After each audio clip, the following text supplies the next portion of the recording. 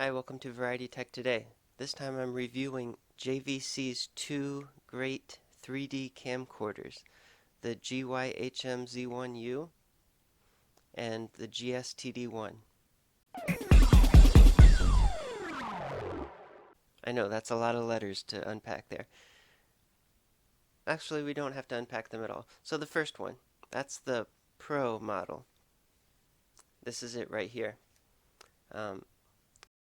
And I'm actually filming with one as well right now. So what makes it a Pro model? Well, a few things. It originally came with a mount on top. I actually have that on my version. This one doesn't have one. You can really use any battery-powered mic with an XLR input. And it's worth noting that both the Pro and the non-Pro version have a 3.5 millimeter mic input, so you could use a mic with that instead, and some sort of third-party mount. However, probably the main feature that sets the Pro version apart from the other version is entirely software-based. It's the ability to record at 1080p at 24 frames per second.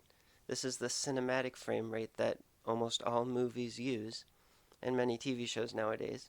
And importantly, it's also the Blu-ray 3D standard. This disc standard supports 720p at 60 frames a second or 1080p at 24 frames a second. The non-Pro version, the GS-TD1, records full HD, but at 30 frames a second, or 60i, same thing. But you can't burn it to disk that way. You could burn it to disk as 720/60 or as 1080/24 in full resolution, but you'd lose 6 frames a second, so it'd introduce a little judder there. But with the Pro model, you get those 24 frames for that nice cinematic look and more evenly spaced. So getting that out of the way, what do they have in common? Well, they're just very nice 3D camcorders.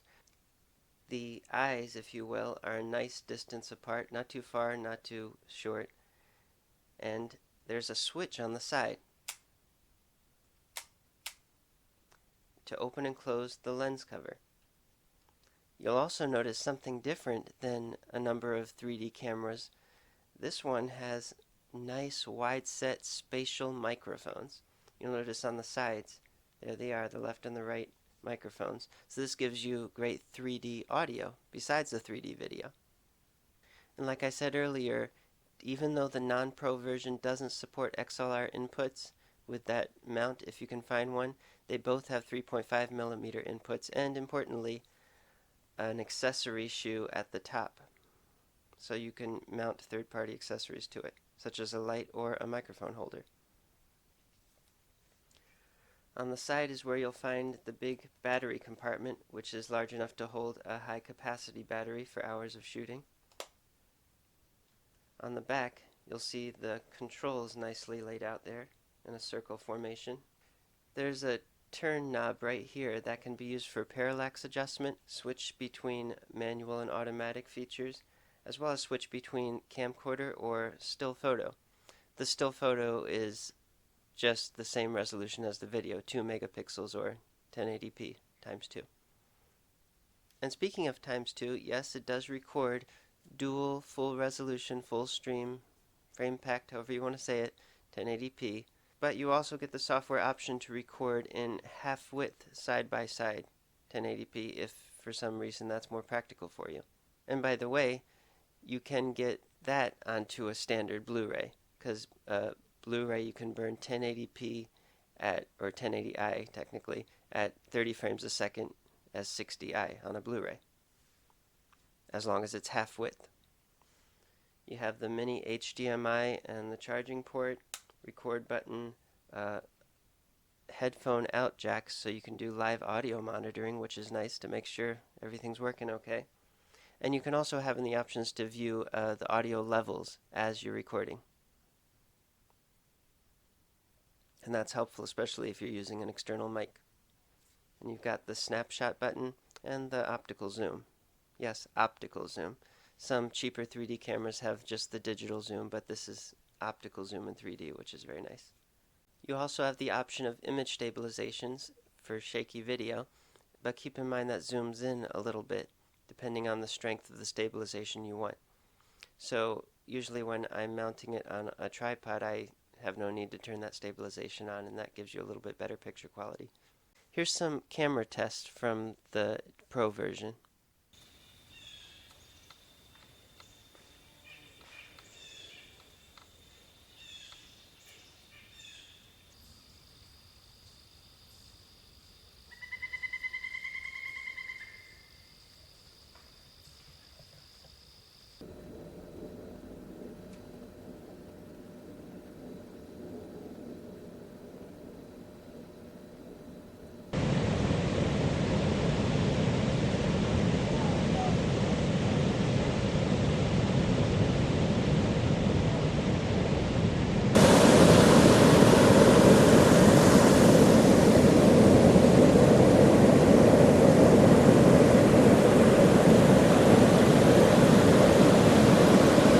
So there's to compare the two. You see slightly different aesthetics. You've got the silver accents on the front and around the middle on the non-Pro version.